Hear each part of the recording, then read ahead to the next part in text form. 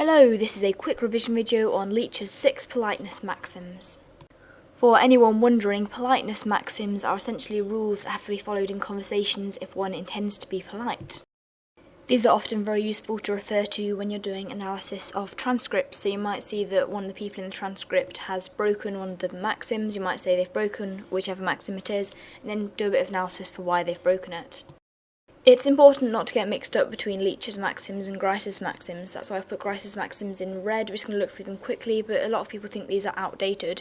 There's manner, so speak in a clear, coherent and orderly way. Quality, be truthful. Quantity, don't say too much or too little. And relevance, keep to the point. Don't go on and on and on about a subject or start to bring in things that aren't related to the main theme of the conversation.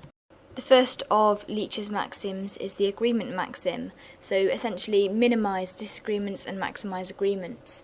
It's often more a case of really emphasising the fact that you're agreeing with something rather than totally avoiding disagreements, because obviously they're inevitable. But if you try to minimise disagreements, minimise the impact that a disagreement has on a conversation and try to maximise the impact that an agreement has on a conversation.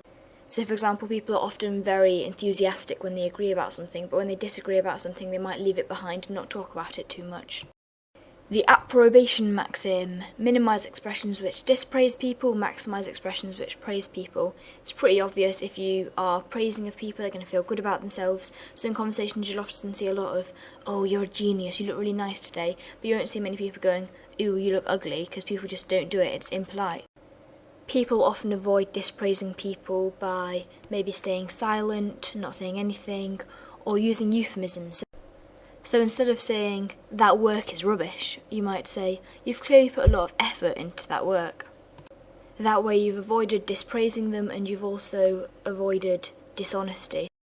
Also, we can look at positive-negative face theory here.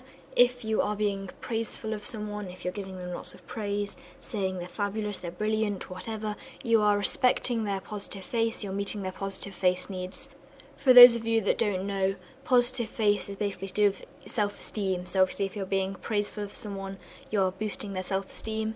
Negative face, we'll look at that in a bit, is basically your freedom to act, so don't impose. The generosity maxim is all about putting other people first, so you minimise the benefit to yourself and you maximise the benefit to others. For example, you might offer to do the washing up for them, to do the gardening for them, you might invite them over to have a cup of tea with you. I've recently become a bit addicted to tea, but we've run out of digestives to dunk in them, which is really depressing.